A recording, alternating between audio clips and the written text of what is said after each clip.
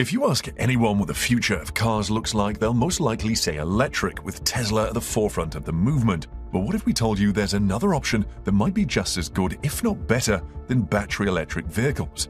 What if you could power cars with the universe's most abundant resource, and the only byproduct was water?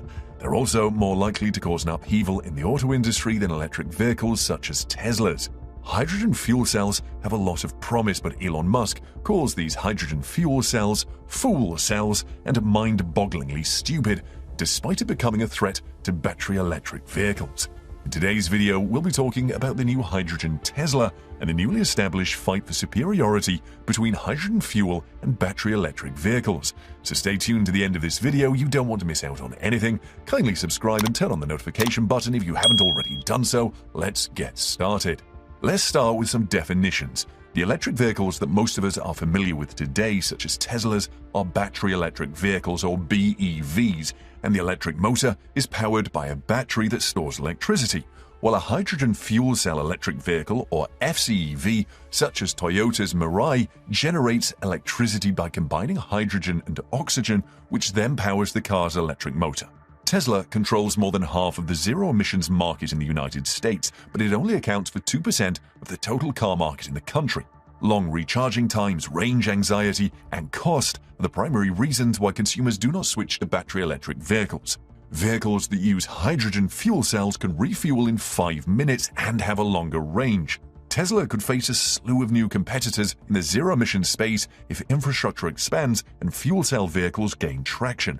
When it comes to recharging, hydrogen vehicles have the upper hand over battery electric vehicles. A Tesla can charge from 30 to 50% in 15 minutes at a supercharging station, but a full charge will take longer than an hour. Fuel cell vehicles do not need to be recharged. A hydrogen station, like any other gas station today, can refuel the hydrogen tank in less than 5 minutes. This is because FCEVs don't store electricity as batteries do. Instead, they generate it on demand to power the motor. In terms of range, hydrogen-powered vehicles appear to be on top once more. The range of 3 fuel cell vehicles now on the road is 312, 360, and 318 miles respectively. The average range of an electric vehicle is less than 250 miles. Even though some Tesla models have a range of over 300 miles, they are generally out of reach for ordinary car customers. Fuel cell vehicles will be the breakthrough for electric mobility, according to 78% of automotive executives. That isn't to argue that fuel cell vehicles aren't fraught with difficulties. More affordable FCEVs are required. The manufacture of FCEVs is being increased by automakers. Toyota, for example, has tenfold boosted its production capability in order to bring the Mirai's price down. But the lack of infrastructure is the true barrier for hydrogen fuel cells. The bulk of hydrogen stations in the United States is in California, where fuel cell owners can access just over 40. A large network of hydrogen stations is required for FCEVs to deliver the breakthrough that automotive executives expect, and this is currently being worked upon.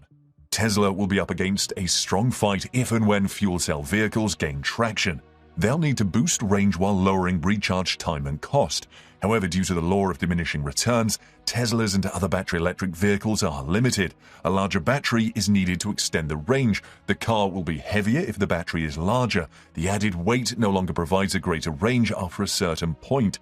It's simply a numbers game when it comes to FCEVs. More hydrogen stations mean more automobiles, and more cars mean more fuel cell vehicles that are more affordable.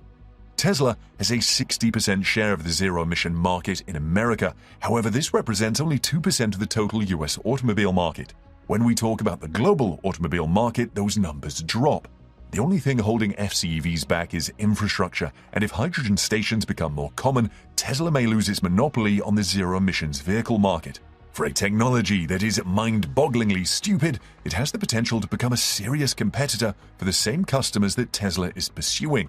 But as part of attempts to promote green hydrogen, a converted version of the Tesla Model Y was recently displayed in Germany. Participants in the experiment dubbed the crossover a hyper-hybrid. Teslas are the most popular electric vehicles in the world, therefore employing one to draw attention to anything is helpful. However, it is exceedingly dubious to use the Tesla name to promote hydrogen, one would think.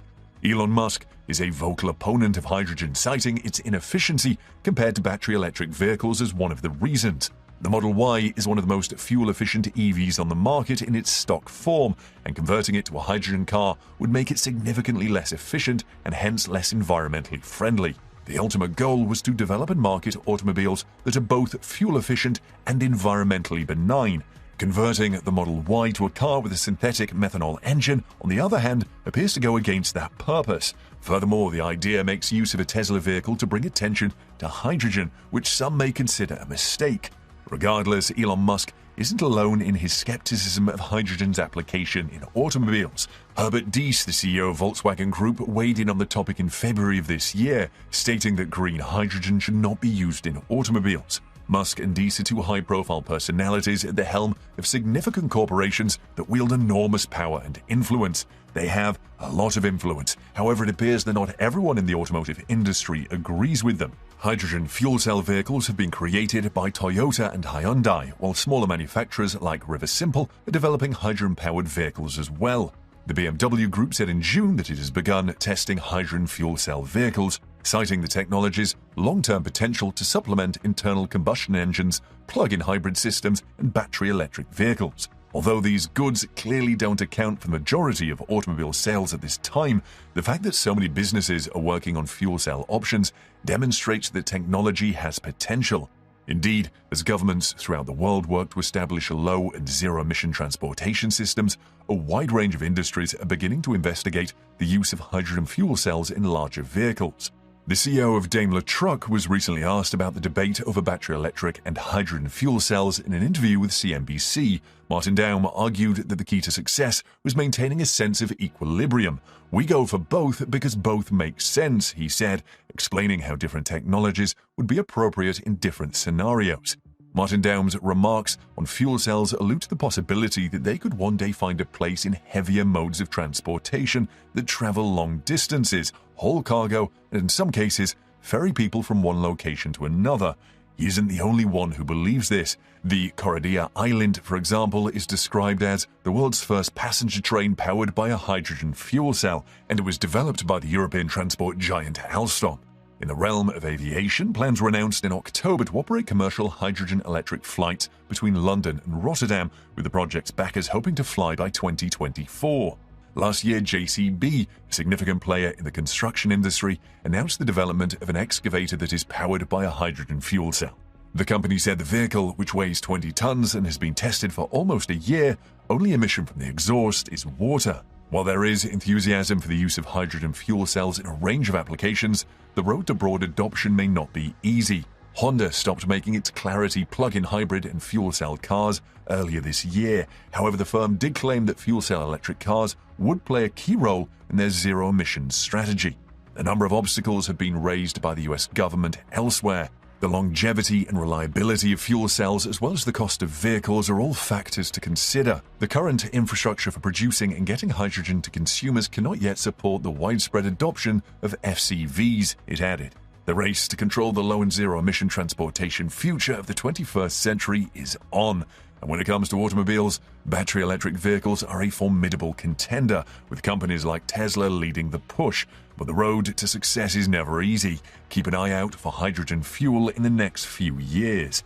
What do you think about this news? Do you agree that hydrogen is a good thing? Should the Tesla Model Y have been utilized to promote hydrogen in Germany? Would Elon Musk come to embrace hydrogen fuel? Let us know what you think in the comments section below. That's all for today. Thanks for watching. See you soon.